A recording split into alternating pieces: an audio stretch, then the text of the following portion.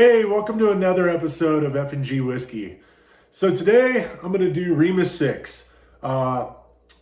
It's tough to do this bottle. Last year, Remus 5 was a straight hitter. So I feel like anything measuring up to last year's bottle is probably not very likely. But we'll go ahead and get into this and see what we think. So on F&G Whiskey, we like to get reviews, from people that really know what they're talking about. See if we can find the same notes, see if it's something that we like and enjoy. So on this bad boy, it says fruity caramel, raspberry, strawberry, apple, sweet corn, mellow oak. So last year's bottle had a lot more age on it than this year's.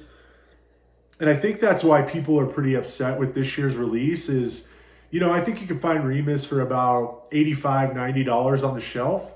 And this year, it was a $100 MSRP. Of course, after I bought it, I found one for $93, but didn't pull the trigger. Definitely get the sweet corn. Definitely get the caramel.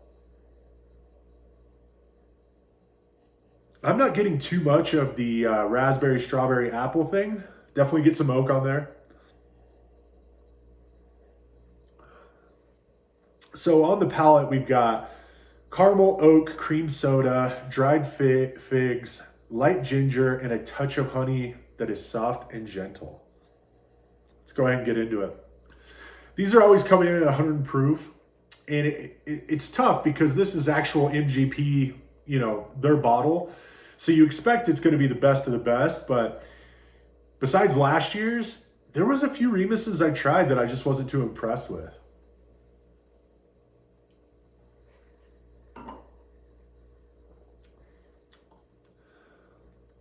I really like this. I'm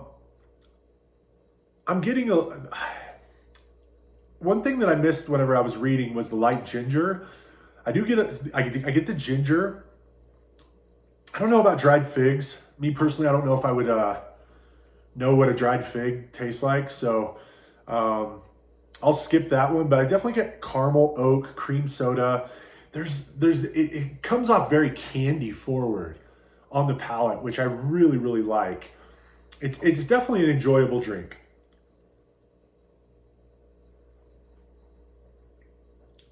Like I said, it's just so hard to compare it to last year's because last year's was a complete hitter. I don't even have last year's to sample against it.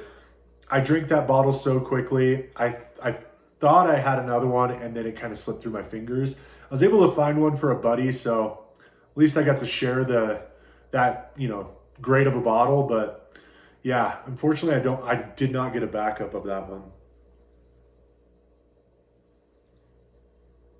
But on this pour, I really noticed some sort of candy, and it could be that dried fig, but something is very candy forward, very sweet. Every time I go into it, it's a little bit more complex. Not the most complex bottle I've ever had, but it definitely has some complexity to it. So the finish on this review says tobacco leaf, leatherly, this word's got me before, leatherly oak, slightly dry, and a dash of walnut. Let's see what we get on the finish.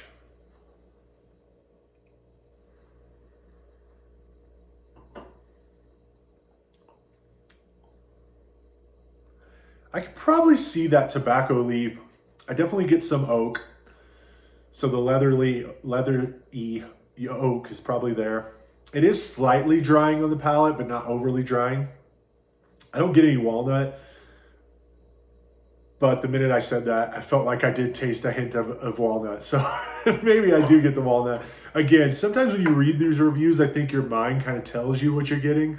So I just think it's fun to do this. I'm not an expert. And sometimes I'll sit down with a whiskey and think that I get certain notes. And then when I read the reviews, then it starts coming to me that, oh, what I was getting there was more of this. So this is how I like to do it. This year's release, let's take a look at it. So it's got a 2008 bourbon in it, 2012, 2014, a 2012, and a 2014. And their difference between some are high rye and some are a lower rye mix. The blending on these are usually pretty good. Like I said, I've tried a couple others that I didn't absolutely love, but last year's was phenomenal. This year's is solid. I would definitely, I don't know if I'd buy another bottle since they increased it a little bit, because I don't think it's nearly as good as last year's, but it's definitely a good experience. Definitely something that, you know, if I have somebody that's a little more experienced bourbon, you know, drinker, then I would give it to them and say, hey, what do you think? What are you getting? Definitely has that MGP profile. I get a little bit of that rye spice on the back end, which I really didn't see in this review. Tends to linger for a while. Now, you may ask yourself, well, what if I missed out on the Remus? Is there anything else out there that's going to be in that same wheelhouse? I put a couple down here. Smoke Wagon Uncut Unfiltered. These are amazing. They're Ross and Squibb / MGP. So they're starting to get where they actually set on the shelves here in Colorado, which was it was not common. Normally these bottles were out the door, 75, 80 bucks. Some people were marking them all the way up to 100. But now they're starting to set, and they're starting to set at MSRP, which is really nice. I try to keep one of these on my table. Matter of fact, Aaron actually signed this bad boy for me, so that's why this one isn't opened. But definitely a good alternative. It's going to be a little higher proof, but you're going to get a lot of that same experience that you would with a high MGP, you know, bourbon. The other one I'll say is OKI. OKI Reserve. There's a website out there that still has this available, so you can order it. You just need to make sure that they ship to your state. But this one's definitely in the same wheelhouse, and they've got some of the same age.